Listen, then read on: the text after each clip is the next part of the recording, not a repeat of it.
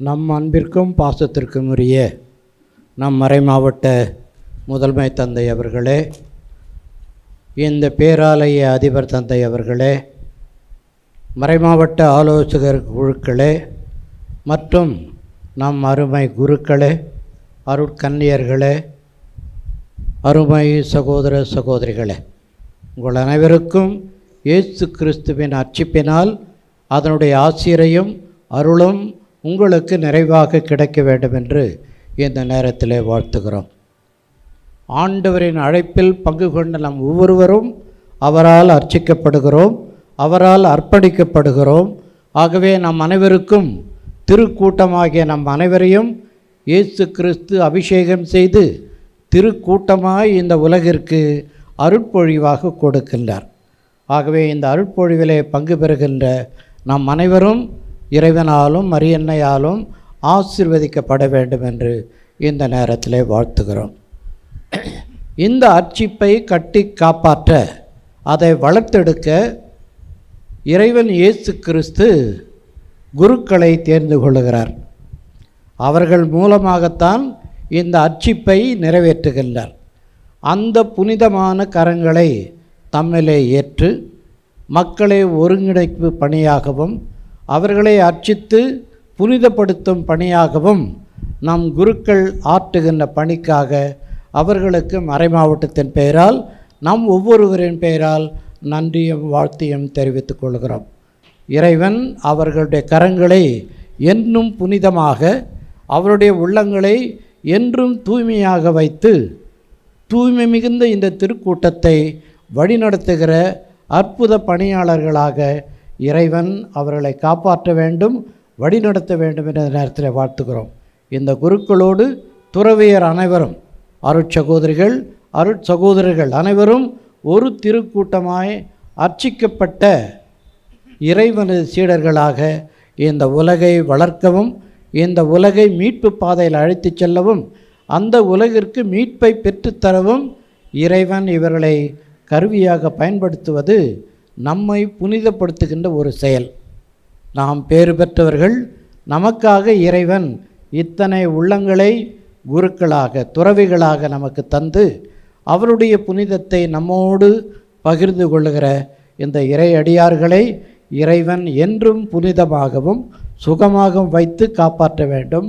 அவருடைய குடும்பங்கள், பெற்றோர், உறவினர்களையும் ஆசீர்வதிக்க வேண்டும் என்று இந்த நேரத்தில் வாழ்த்தி அவர்கள் ஆற்றுகின்ற அற்புத பணிக்காக அவர்களுக்கு நன்றி செலுத்துகிறோம்.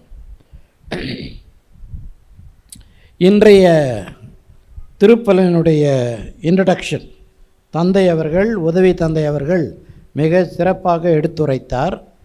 அதையே நம்முடைய முதன்மை தந்தையும் மிக சிறப்பாக திருப்பலியின் முன்னுரையாக கொடுத்திருக்கிறார்.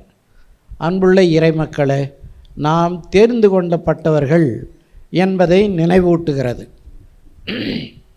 நாம் அர்ச்சிக்கப்பட்டவர்கள், அப்படி என்றால் கடவுளுக்கு மட்டுமே சொந்தம் என்பதையும் நினைவூட்டுகிறார்.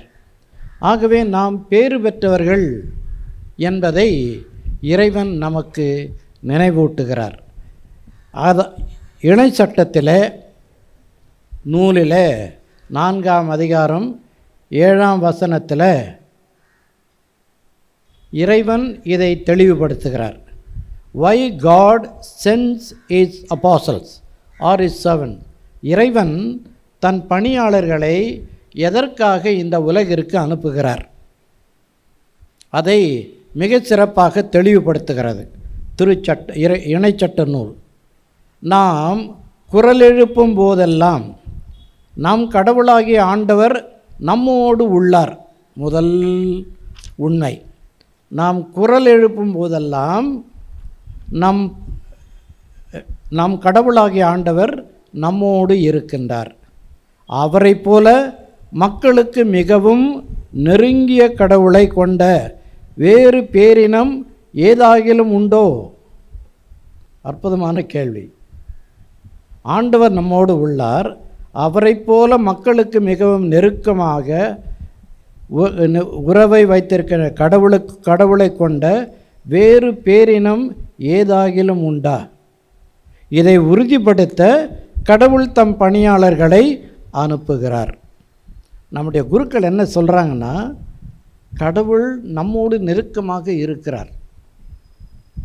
அன்று இணை சட்டம் இந்த ஒரு வாக்கியம் மிகப்பெரிய அதிசயம். கடவுளுக்கு எதிராக திரும்பிய மக்களுக்கு கடவுள் எப்பொழுதுமே நெருக்கமாக இருக்கிறார். நம் குருக்களை பார்க்கும் பொழுதெல்லாம் நமக்கு அந்த உறுதிப்பாடு தரப்படுகிறது. இவர்கள் இல்லை என்றால் அந்த உறுதிப்பாடு நமக்கு கிடையாது. கடவுள் நம்மோடு வாழ்கிறார். நாம் என்ன சொல்கிறது, பேரினமாக கடவுள் நம்மை தேர்ந்து கொண்டார். இதுதான் இன்றைய வழிபாட்டின் முக்கிய, நமக்கெல்லாம் நம்பிக்கை தருகிற, எதிர்நோக்கை தருகின்ற அற்புதமான அழைப்பு. நம்முடைய திருமுழுக்கு, குருத்துவம், திருமணம், உறுதி பூசுதல் எல்லா அருட்சா இதனுடைய பொக்கிஷமாக அதை மக்களுக்கு தருகின்ற சீடர்களாக நம் குருக்கள் கடவுள் தேர்ந்து கொண்டிருக்கிறார். இது நமக்கு மிகப்பெரிய பாக்கியம்தானே. நம் மக்களை கடவுள் இதற்காக தேர்ந்தெடுக்கிறார். ஆகவே நாம் கண்டிப்பாக புனிதமான இறை மக்கள். நாம் பாவங்கள் பல செய்யலாம், தவறுகள் பல செய்யலாம், ஆனால் இறுதியாக தொடர்ந்து இவர்கள் மூலமாக நமக்கு தரப்படுவது நாம் என்றுமே புனிதமான இறை மக்கள், கடவுளுக்கு நெருக்கமானவர்கள். நாம் நெருக்கமோ இல்லையோ, கடவுள் நம்மோடு நெருக்கமாக வாழ்கிறார் என்பதின் சாட்சிகளாக நம்முடைய துறவியரும் குருக்களும் நமக்கு தரப்படுகிறது. ஆகவே தான் இன்றைய முதல் வாசகத்தில் நமக்கு தரப்படுவது, ஆண்டவராகிய என் தலைவனின் ஆவி என்மேல் உள்ளது. என் தலைவனின் ஆவி என்மேல் உள்ளது. நான் அல்ல. தேர்ந்தெடுக்கப்பட்ட குருக்கள் அவர்கள் அல்ல. ஒரே கடவுளுடைய ஆவி நம்மேல் உள்ளது. ஆகவே ஒரே குருத்துவம். எல்லோருமே இந்த கடவுள் ஆவியை பெற்றுள்ளோம். ஏனெனில் அவர் எனக்கு அருட்பொழிவு செய்துள்ளார். என்ன அருட்பொழிவு? ஒடுக்கப்பட்டோருக்கு நற்செய்தியை அறிவிக்க வேண்டும். கடினமான ஒரு செயல்பாடு, ஈடுபாடு. ஒடுக்கப்பட்டோருக்கு அருள்பொழிவை நற்செய்தியை அறிவிக்க வேண்டும். ஆகவேதான் இறைவன் அடிமை கோலம் பூண்டு இந்த உலகில் பிறந்தார். ஆகவேதான் குருக்களும் துறவியரும் அடிமை கோலம் பூண்டுதான் பணியாற்ற வேண்டும். இதுதான் அவருடைய அழைப்பு. உள்ளம் உடைந்தோரை குணப்படுத்தவும், சிறைப்பட்டோருக்கு விடுதலையை பறைசாற்றவும், கட்டுண்டோருக்கு விடிவை தெரிவிக்கவும் என்னை அனுப்பியுள்ளார். எசாயா. இதுதான் இறை தூதர்கள் நாம் செய்ய வேண்டிய கடமை. திருச்சபைக்கு குருக்கள் ஆற்ற வேண்டிய அற்புதமான பணி, கடமை அல்ல, அற்புதமான பணி. இறைவனின் தலைவனின் பணியை நாங்கள் நிறைவேற்ற வேண்டும். என் தந்தையின் சித்தத்தை நான் நிறைவேற்ற வேண்டும். எல்லா பணிகளுக்கும் மேலாக தாய் தந்தையரை கூட விட்டுவிட்டு தந்தையின் பணியை ஆற்ற வேண்டும். தாய் தந்தையரை கூட விட்டுவிட்டு தந்தையின் பணியை ஆற்ற வேண்டும். அதைத்தான் இவர்கள் சுமந்து இன்று நமக்காக குருக்களாக இந்த மறை மாவட்டத்தில் பணியாற்றி கொண்டு இருக்கிறார்கள். இது மாபெரும் நம் மக்களுக்கு பெருமைதானே. இதைத்தான் நற்செய்தியில் நமக்கு சொல்லப்படுகிறது. நம்முடைய திருமுழுக்கு ஞானஸ்நானம் பெறும்போதும், உறுதி பூஸ்தல் பெறும்போதும், குருக்கள் ஆயர்களால் அர்ச்சிக்கப்படும் போதும் இந்த வார்த்தைகள் தான் பயன்படுத்தப்படுகிறது. நாம் அனைவரும் நற்செய்தியை அறிவிப்பவர்களாக, கட்டுண்டவர்களுக்கு விடிவை தேடி கொடுப்பவர்களாக, நாமே நம்மை கட்டி போட்டுக்கிறவங்க அல்ல, நாமே நம்மை சோதனைக்கு உட்படுத்துபவர்கள் அல்ல, நாமே நம்மை அடிமையாக வைப்பவர்கள் அல்ல. இவைகளுக்கெல்லாம் விடுதலையாக நற்செய்தி அறிவிப்பவர்களாக ஒவ்வொரு கிறிஸ்துவனும் அழைக்கப்படுகிறார். அந்த அழைப்பை தான் இன்று நமக்கு அறிவிக்கப்படுகிறது. இந்த ஆன்மீகத்தை தான் திருத்தயலம் திருப்பலி நமக்கு நினைவூட்டுகிறது. இந்த இதை அறிவிப்பவர்களின் பாதங்கள் அழகானவை, மேன்மை மிக்கது. பாதங்கள் அழகானவை, அதுதான் மண்ணிலும் புழுதியிலும் எல்லா இடங்களும் நடக்கின்ற ஒரு பகுதி. அது புனிதமானது என்று இறைவன் அறிவிக்கின்றார். இதனுடைய ஆழத்தை உங்களால் அறிந்து கொள்ள முடிகிறதா என்று தெரியல. இப்படிப்பட்ட குருக்களும் துறவியர் பாதங்களும் அழகானவை, மேன்மை மிக்கது. திருமுழுக்கு, நோயில் பூசுதல், உறுதி பூசுதல், குருத்துவம் பெற்ற எல்லோருக்கும் உகந்த ஒரு திருப்பலி. நம்முடைய பாதங்கள் மேன்மை மிக்கது, அழகானது. இதை உணர்ந்தாலே நம்முடைய நம்பிக்கை, விசுவாசம் உண்மையிலேயே திடமாக நமக்கு கிடைக்கும். இப்பொழுது புரியும் நம்முடைய அழைப்பு, கிறிஸ்துவ அழைப்பு எவ்வளவு மேன்மை மிக்கது என்பதை நாம் புரிந்து கொள்ள முடியும். இந்த அழைப்பு, இந்த குருத்துவம் மனிதரால் உருவாக்கப்பட்டது அல்ல. அதுவும் தெளிவாக நமக்கு சொல்லப்படுகிறது. கடவுளால் தேர்ந்தெடுக்கப்பட்டது, கடவுளால் உருவாக்கப்பட்டது. எதுக்கு? இதை இரண்டாவது நெருக்கமாக நமக்கு சொல்லப்படுகிறது. இறைவன் தன் மக்களுக்கு நெருக்கமாக இருப்பதை உணர்த்துகிறது. The closeness with which God exists among us, the closeness with which God takes us to himself, அந்த நெருக்கத்தை, அந்த இணைப்பை வெளிப்படையாக காண்பிப்பவர்கள் நம்முடைய குருக்கள், இறைவது தூதர்கள். ஆகவே இறைவன் நம்மை பாதுகாக்க கண்ணும் கருத்துமாக தன் இதயத்திற்கு அருகாமையிலே வைத்து நம்மை வாழ வைக்கிறார் என்பதற்கு சாட்சியமே இந்த குருக்கள் தான். ஆகவே ஒரு திருத்தூதன் அல்லது அப்போஸ்தலன் எப்படி இருக்க வேண்டும் என்பதை இந்த கருத்து நமக்கு உணர்த்துகிறது. திருத்தந்தை பிரான்சிஸ் சொல்வார், என்ன சொல்கிறார்? இயேசு கிறிஸ்து 30 ஆண்டு கால மறைந்த வாழ்வுக்கு பிறகுதான் இப்படி போதிக்கிறார்.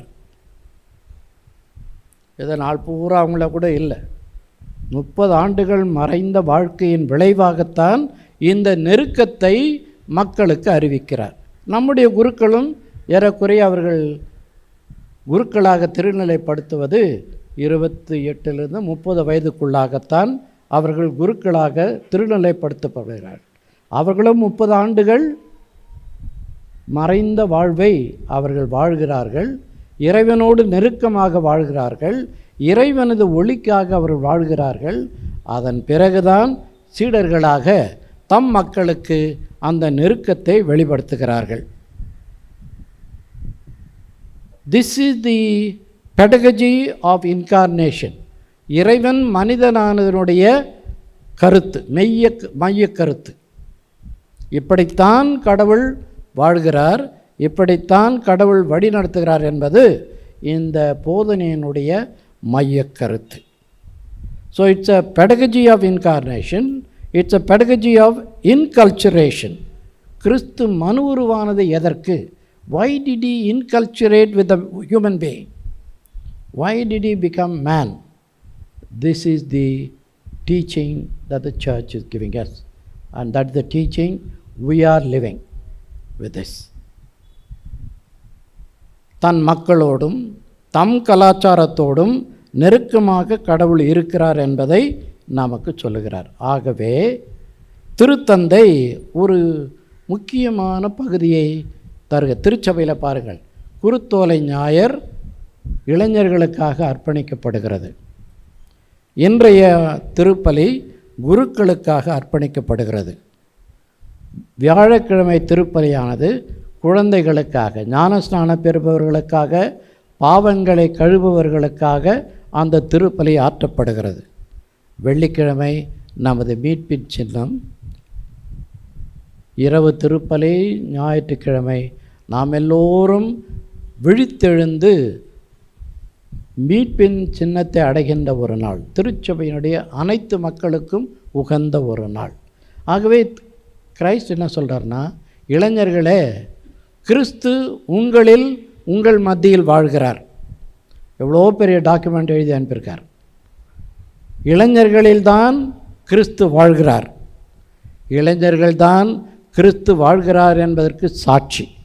ஆகவே குருக்களோடு இணைந்து பணியாளர்களாக இருப்பவர்கள் நம்முடைய இளைஞர்கள். இதை வலுப்படுத்தத்தான் இந்த ஆண்டு திருத்தந்தை நம்மை கேட்டுக்கொண்டிருக்கிறார். ஆகவே இந்த நெருக்கமானது கிறிஸ்து வாழ்வது என்பது ஒரு தனிப்பட்ட புண்ணியம் அல்ல, இதனோட தனிப்பட்ட குணம் அல்ல, மாறாக இது ஒரு மனநிலை. நம்முடைய மனநிலைகளை மாற்ற வேண்டிய நாள். அதற்குத்தான் வியாழக்கிழமை பாதங்களை கழுவி மன மாற்றத்திற்கான அந்த ஒளியை நமக்கு திருச்சபை தருகிறது. ஆகவே குருக்களானாலும் சரி, இறைமக்களானாலும் சரி, மனம் மாறுவது என்று மனநிலையை மாற்றிக்கொள்ள வேண்டும். நற்செய்தியின் நிலையாக இயேசு கிறிஸ்தின் மனநிலையோடு நாம் இருக்கிறோம் என்பதை உணர்ந்து மாற்றிக்கொள்ளுகிற ஒரு நாள். ஆகவே அவர் கிறிஸ்து அல்லது கடவுள் எப்போதும் எங்களோடு இருக்கிறார் என்பதை இளைஞர்கள் மக்களுக்கு அறிவிக்க வேண்டும். எவ்வளோ பெரிய பொறுப்பை கொடுக்கிறார் பாருங்கள். இளைஞர்கள் எதை நிரூபிக்கணும்? கடவுள் இயேசு கிறிஸ்து எப்பொழுதும் எங்களோடு இருக்கிறார். எப்படி பேழையில், நற்கருணை பேழையில் இருப்பது போல அதைவிட நெருக்கமாக இளைஞர்கள் வாழ்விலே கிறிஸ்து இருக்கிறார் என்பதை அவர்கள் உணர வேண்டும், நம்பிக்கை வைக்க வேண்டும், அதை அவர்கள் வெளிப்படுத்த வேண்டும். அவர்களிலிருந்து தான் இறை தூதர்கள் வர வேண்டும். இந்த மனநிலை என்றால் இந்த மனநிலைக்கு ஆட்கள் வர முடியாது. ஆகவே இதைத்தான் திருச்சபை இளைஞர்களுக்கு தருகிறது. ரெண்டாவது, திருத்தந்தை சொல்லை குருக்கள் எப்படி இருக்க வேண்டும் என்பதற்கு சொல்வதற்கு அவர் சொல்கிறார், எல்லா குருக்களோடும் எங்களோடு இருக்கிறார் என்று மக்கள் அறிவிக்க வேண்டும். ஒன்று, கிறிஸ்து உங்களிலே வாழ்கிறார் என்பதை அறிவிக்க வேண்டும். 2, குருக்கள் என்றுமே எங்களோடு வாழ்கிறார்கள் என்பதையும் அறிவிக்க வேண்டும். எங்கள்னா யார்? புனித திருக்கூட்டம், அர்ச்சிக்கப்பட்ட கூட்டம், கடவுளின் குருத்துவத்தினால் அபிஷேகம் செய்யப்பட்ட மக்கள். அவர்களிலே எங்கள் குருக்கள் வாழ்கிறார்கள். இதை பொறுப்பைத்தான் இன்று நமக்கு இது அறிவிக்கின்றது. ஆகவே குருத்துவத்தின் மேன்மையை நாம் பார்க்கும் பொழுது இன்னொரு பகுதி நமக்கு நினைவுபடுத்த வேண்டும். நாம் குருக்களை எப்படி அன்போடு வைத்து கொள்ளுகிறோம்? குருக்கள் மீது எல்லா பழிகளையும் எல்லா சுமைகளையும் அவர்கள் மீது சாத்தி நம்முடைய பாவங்களுக்கு போர்வை போத்து விடுகிறோமோ? அல்லது கடவுளால் அர்ச்சிக்கப்பட்டு கடவுளை வெளிப்படுத்த வேண்டிய குருக்கள் நான் சொல்வது போல, நாங்கள் சொல்வது போல, நாங்கள் எதிர்பார்ப்பது போல அவர்கள் வாழ வேண்டும் என்ற நினைவால் நம்மை இந்த சாத்தான் சோதிக்கின்றானா? குருக்களிலே தவறு செய்யவில்லை என்று யாரும் சொல்லவில்லை. அகில உலக திருச்சபையே இன்று அதற்கான பணிகளை ஏற்றுக்கொண்டு குருக்கள் மத்தியிலே புனிதம் இருக்க வேண்டும், பாவம் நிலைக்கக்கூடாது என்பதற்காக திருத்தந்தை பல நிலைகளிலே அறிவுறுத்தி கொண்டு வருகிறார்.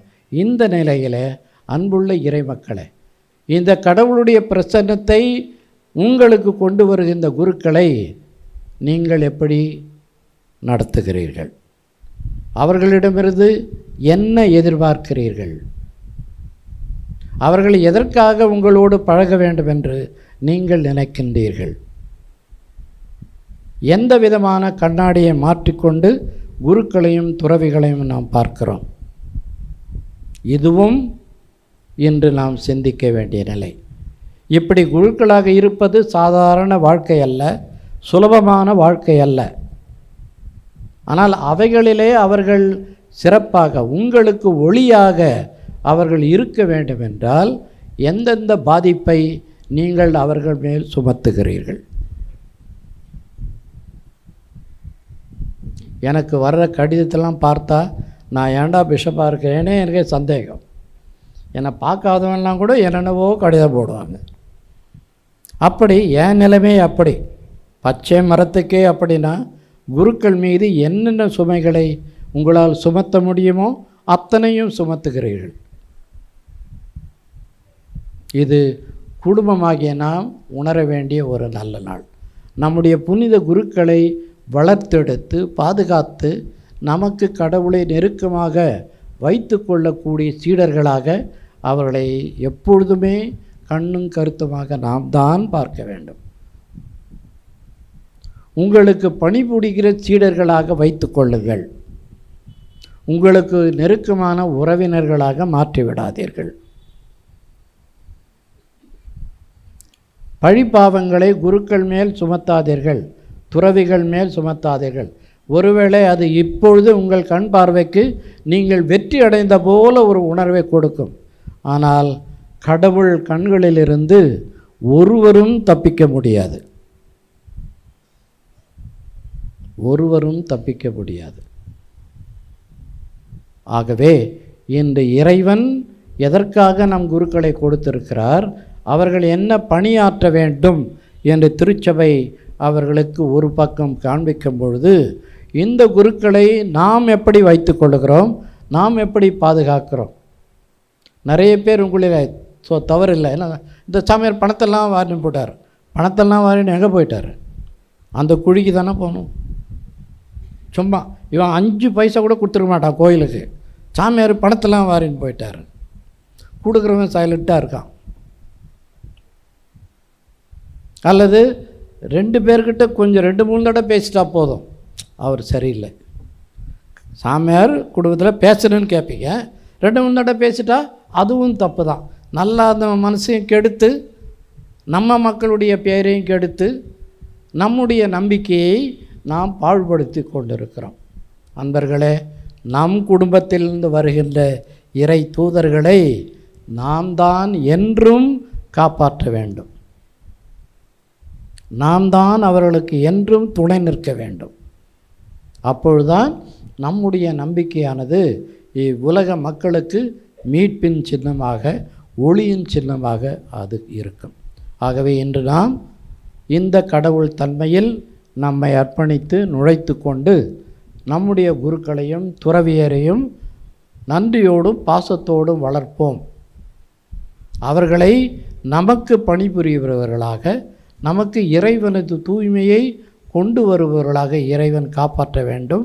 மரியன்னை என்றும் அவர்களுக்கு துணை நிற்க வேண்டும் என்று இந்த நாளில் இந்த திருப்பலியில் ஜெபித்து அவர்களுக்காக நாம் மன்றாடுவோம்.